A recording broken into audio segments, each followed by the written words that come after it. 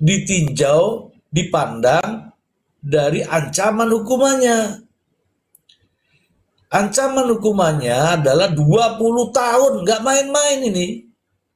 Sekarang, di pengadilan mana di Indonesia ini yang terdakwanya diancam dengan hukuman 20 tahun penjara, tahanannya ditangguhkan. Pasti Anda tidak akan pernah menemukan. Bukan persoalan ini ya, bukan persoalan kasusnya siapa, bukan, tapi ada ancaman hukuman. Ancaman hukumannya itu tidak main-main, 20 tahun penjara maksimal.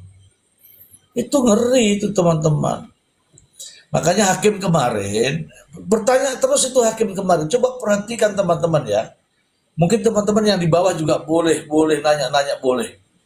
Perhatikan baik-baik teman-teman. Hakim itu dengan menghadirkan saksi di luar perkara ini, itu sudah 2.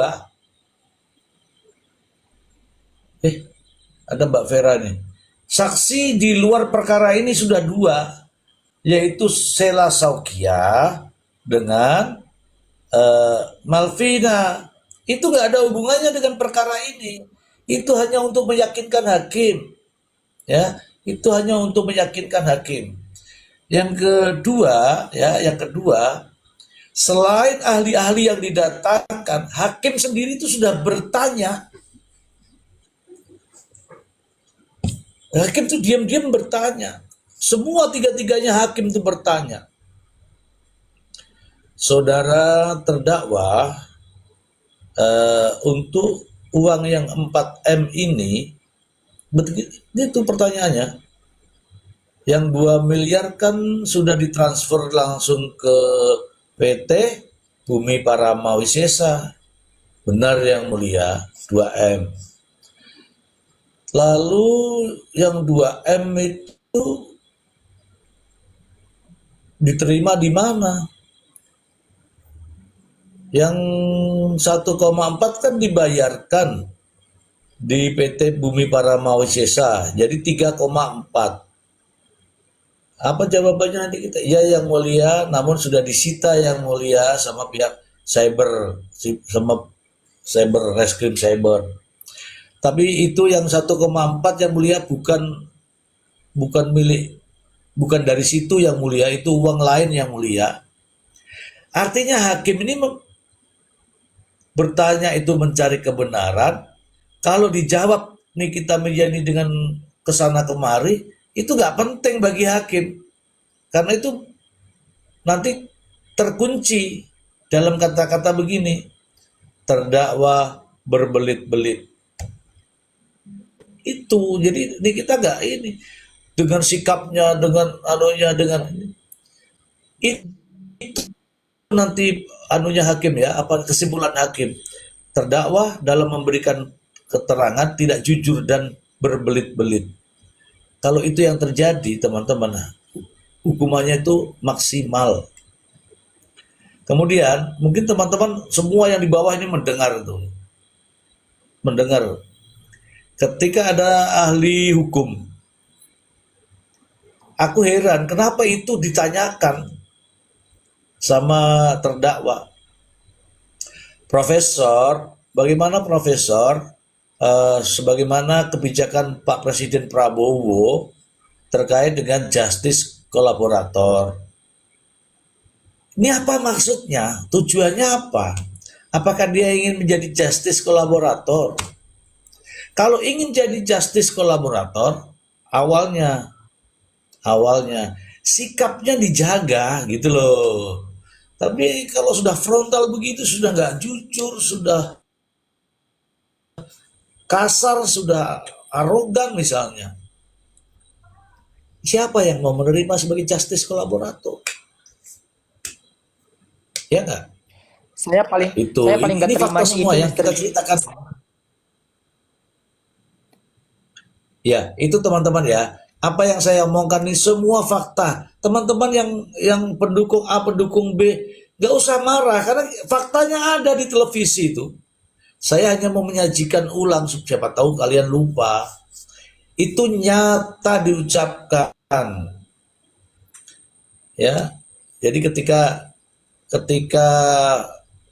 ingin memutar flash disk, aku nggak mau pulang, itu juga sikap. Meskipun hakim sudah nggak ada, tapi kan ada orang yang laporan, ada paniteranya kok, gitu. Berarti Mbak Vera berarti ini nanti. Makanya Mr. berarti G, waktu hari Jumat kan aku juga jelasin begini, kalau misalkan bukan lawyer Ya, terdakwa, itu kalian gak usah percaya. Kalau misalkan bukan lawyer terdakwa, kalau orang keluar-keluar begini-begini, dia kan bukan lawyernya, kecuali nih, makanya hari Jumat kan saya ngomong nih di room siapa gitu, kecuali lawyernya sendiri yang ngomong, nah baru kalian percaya. Kayak gitu, orang bukan lawyernya kan yang percaya omongannya. oh iya Mr. Z izin. Masalah itu nanti kan masalah vonis yang nanti akan dibacakan oleh JPU. Apakah nanti jaksa itu boleh membacakan bahwa si terdakwa ini tidak kooperatif dalam persidangan? Contohnya seperti contohnya kan beberapa kali sidang. hei, pertanyaanmu dirubah dulu. Tadi mengatakan nanti ada vonis dibacakan oleh JPU, kemudian Maaf, sorry, saya jaksa. salah, bukan vonis. Oke, tuntutan, maaf. Tuntutannya nanti, Ya, nanti kalau JPU membacakan tuntutan, apakah jaksa tersebut bisa mengatakan bahwa si terdakwa ini tidak kooperatif dalam persidangan? Dan nanti kalaupun mereka menyatakan seperti itu, apakah hakim masih butuh bukti, Mr. Z? Kenapa JPU itu mengatakan seperti itu? Karena kan yang lebih parah kemarin kan itu masalah plastis tersebut kan yang ramai, yang lebih nantangin itu sampai berdiri tuh. Masalah memasangkan rompi itu, Mr. Z, apakah itu memang bisa dikaitkan dengan nanti pembacaan tuntutan, Mr. Z?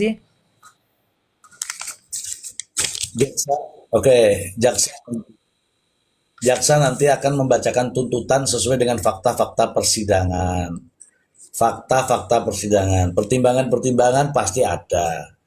Ya, dengan pertimbangan-pertimbangan pasti ada. Nanti akan dibacakan. Pertimbangannya seperti apa? Jaksa sendiri kan yang mengalami, yang merasakan, yang melihat, wong di depan matanya.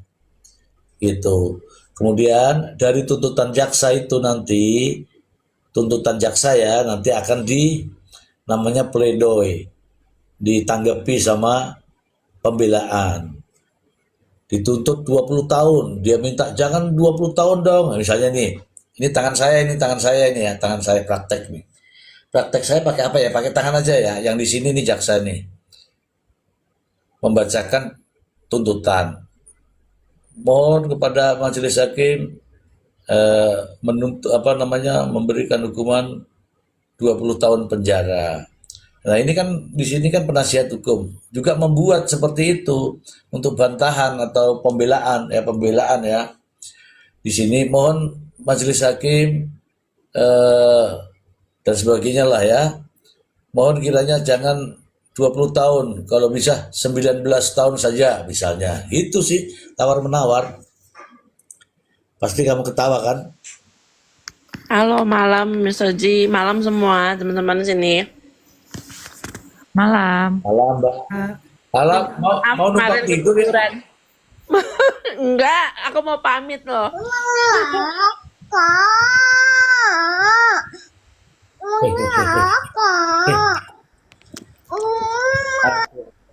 Alvina kamu naik, itu anakmu dulu Alvina, diurusin dulu. Gimana Mbak Vera? Minta maaf kemarin ketiduran di sini tengorok-ngorok. Itu ada rekamannya. Saya akan publis nanti kalau sudah reda. Jangan dong Mr. G. Nggak gini ya, tadi aku cuma mau sedikit nanggepin aja sih. yang tadi Mr. Ji bilang, masalah Boleh, boleh. sikap di pengadilan. Agak disayangkan juga sih, istilah kasarnya, ya kita punya sifat temperamen boleh, kita marah, kita kecewa boleh, tapi mungkin kalau di media sosial kita keluar-keluar besar, orang pada takut sama kita mungkin. Tapi kalau di pengadilan paling tidak seorang Sambo aja loh. Seorang Sambo aja masih bisa dengan sopan, Ya, ya. ya kan? Tom Lembong tuh. Jadi ya namanya jaga sikap, istilahnya mau apapun itu kondisinya, suasana hati apapun itu ya. Sebetulnya sih kalau kalau Vera, kalau Vera jadi dia, yang akan Vera minta adalah nggak usah terlalu banyak deh fans gue datang. Karena dari situ gue akan jadi baper, gitu loh. Akan jadi baper, akhirnya gue sendiri nggak bisa kontrol gitu loh, emosi gue gitu. Iya. Kalau Vera lo ya, cukup keluarga aja gitu. Dengan Iya. dukungan tuh bukan juga dengan seperti itu gitu, bisa juga dengan cara hal yang lain gitu loh. Ini orang yang di sekelilingnya juga yang ngumpulin orang sebanyak-banyaknya datang itu juga. Ini bukan pertandingan olahraga yang harus banyak supporternya gitu loh. Ini pengadilan. Jadi kalau dia nggak bisa kontrol emosi, terus akhirnya ya namanya nanti diberatkan atau misalnya minta apa-apa nggak dikabulkan, bilangnya, wah ini bang pilih ini tuh, nah, jalannya kayak gitu lagi kan. Di hal-hal Jadi yang opini lagi kan. digirang-giring ke mana-mana lagi gitu loh. Jadi maksudnya Vera tuh ada baiknya kalau kayak gitu-gitu nggak usah terlalu banyak bawa dayang-dayang. Kenapa? Biar kecuali kalau kitanya bisa emosi. Kalau kitanya merasa agak sulit kontrol emosi, jangan. Susah sendiri nanti. Kita kan nyeselnya kan belakangan, Pak. Kalau udah kayak gitu-gitu. Teriak-teriak kayak gitu. Kena ke mental anak juga loh. Iyalah. Kalau udah gede, anak bisa ngeliat, oh di video nyokap gue kayak gini, yang Vera sayangin tuh kesian ke anak-anaknya. Gitu. Bagi yang anak cowok ya, kalau yang cewek udahlah. Yang cowok disayangkan gitu. Kalau cewek kan sudah paham sama karakter ibunya. Kasihan. Kalau yang cewek Ya kan? mungkin udah paham ya karakter mamanya ya, karena dia sendiri pun kena. Bahkan Tapi kalau yang cowoknya masih Iya, kecil-kecil, dia nanti bakal jadi kepala rumah tangga gitu loh. Jangan hal-hal kayak gitu tuh dipertontonkan ke dia gitu loh. Kasihan Pak. Kalau Vera sih mikirnya ke anak ya, anak nomor 1. Kalau emang bener mikirin anak nomor 1 ya, kita juga harus gimana bersikap di depan apa sesuatu yang bisa dilihat sama anak tuh, kita mesti kayak gimana gitu loh. Apapun itu masalahnya, kalau kitanya nggak bisa kontrol emosi, ya udah lain ceritanya. Kalau mungkin urusannya di media sosial, merasa the best, merasa orang takut, dicolek sedikit sama dia takut, ya sudah. Mungkin kalau di media sosial bolehlah. Dari situ dia jadi bisa banyak dapat endorsan. Itu urusan dia cari cara dia cari rezeki lah ya. Tapi kalau di pengadilan, andai saja dia bisa mikir ke depannya, mikir panjangnya. Kalau bisa jangan gitu. Jaga kontrol emosi. Itu aja. iya. Iya, karena dia harus sadari meskipun apapun bentuknya itu jaksa penuntut umum mau berat badan mau apa, dia yang punya apa namanya wewenang untuk membuktikan dan dia akan all out. Ini saya yang lihat dari teman-teman saya yang dari kejaksaan itu ya, dari VT-VT-nya itu Dia nggak main-main, justru dia ungkapkan semuanya itu. Ya mungkin teman-teman juga ada yang punya teman dari jaksa itu, kalau ada video-videonya itu, dia nggak ada main-main. Oke, jadi itulah yang menjadi pertimbangan nantinya. Makanya disayangkan ketika di sebelahnya panas, dia ikut panas. Dan saya begini, Mbak Vera, mungkin Mbak Vera juga sering nonton-nonton sidang ya. Baru kali ini saya lihat, Enggak, Pak, mohon maaf. Jarang. Sidang yang ini ya, oh, saya nggak terlalu ngikutin, Pak, karena kelewat apa ya? eh inian Kelewatan kelihatan so hebat gitu sih. enggak gitu. Titik terang hukumnya kita yang pengen kita lihat jadi nggak kelihatan karena kelewat banyak embel-embel. Ini baru ngebahas satu udah teriak-teriak, udah jerit-jerit gitu loh. Terus ya udahlah ya. Terus udah selesai sidang nanti si A posting begini, si B posting begini, si C posting begini. Dan saya nggak ada waktu buat nontonin live sidang kayak gitu. Lebih seneng nongkrong di room sendiri, santai-santai ngobrol hari ini masak apa sama temen-temen saya. Paling kayak lebih seneng kayak gitu sih daripada ngabisin waktu ngelihat hal-hal yang kalau menurut saya ya kan? ya itu permainan kalian sekarang ya lanjutin aja gitu loh. Ya, kalau saya kan merangkum kemudian menganalisa, baru melihat fakta. Karena bagaimana saya ngobrol tentang hukum, sementara masalah ini banyak yang tanya, tetapi saya sendiri nggak lihat, kan begitu ya. Makanya saya harus lihat gitu. Saya harus lihat karena kalau saya faktanya begini, faktanya begini, faktanya begini. Jadi seperti tadi ditanya, Rit nanya sama saya, faktanya seperti ini. Jadi teman-teman harus ketahui ya bahwa kasus itu ada namanya fakta-fakta Awalnya hukum. ngikutin sih Pak, awalnya ngikutin satu, kedua ngikutin, tapi ketika mulai jerit-jerit nggak mau dipakein rompi, terus saya udah mulai ngeliatnya, oh ya udah, Oh, wis susah gitu loh, udah karakter. iya, saya ngikutin itu sebenarnya awalnya itu netral-netral saja seperti ya sebenarnya sampai sekarang juga netral, saya kan nggak ada urusannya saya dengan Nikita Mirzani, saya nggak ada urusannya juga dengan Reza Gladys. Yang saya lihat ini adalah ketika perkara ini berjalan modelnya kayak gini ini, kemudian ya saya harus mengulas karena kalau kalau saya mau tutupin fakta persidangan, ya kan, hanya untuk demi konten itu saya nggak memberikan edukasi dong, ya kan. Jadi eh, nah mulai ramenya itu ketika pengadilan itu dibuka untuk umum dan tidak dibatasi, tidak dibatasi.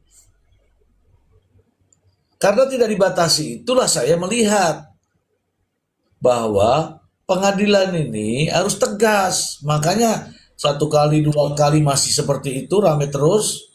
Saya buat video. Ini sudah nggak benar nih pengadilan begini. Meskipun itu di situ terbuka untuk umum, kalau kapasitasnya hanya 30 orang ya jangan dipaksakan banyak orang. Akhirnya apa? Riuh.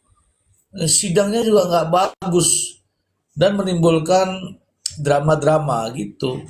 Itu sih kalau dari saya, Mbak. Coba kita lihat ini, saya dari ini dulu. Siapa namanya ini? Mbak Ica Moy. Bagaimana Mister menurut Ica D, Moy? sama teman-teman semua, saya pamit ya. Besok pagi saya jam 4 udah harus bangun, jam 5 udah harus ke airport mau pergi. Eh, kita ngobrol-ngobrol tentang itu. Iya, nanti saya WA lagi sama Ko Faisal. Ya, ya, ya. Ya, Pokoknya siap lah. Ya. oke. Terima kasih banyak, Mr. Ji. Mbak Vera. teman-teman semua di sini. Terima kasih ya. Vera Mohon maaf ya dari kemarin ketiduran. Ya, nggak apa-apa Mbak Vera. Yuk pamit dulu. Have a nice flight for tomorrow. Oke, makasih semua. Bye. dari Vera dari. Masih ada ini Itik nih. Halo Teh. Ayo Teh, kamu Teh. Assalamualaikum warahmatullahi wabarakatuh. Alhamdulillah, Mr. Z, akhirnya aku bisa Di bawah aku nggak join di lihat. Komal Mr. Z. Iya, makanya aku diemin aja kapan nih waktunya aku ya. Oh, nanti kali ya. Jangan sampai aku ikutan ketiduran nih kayak Ibu Vera.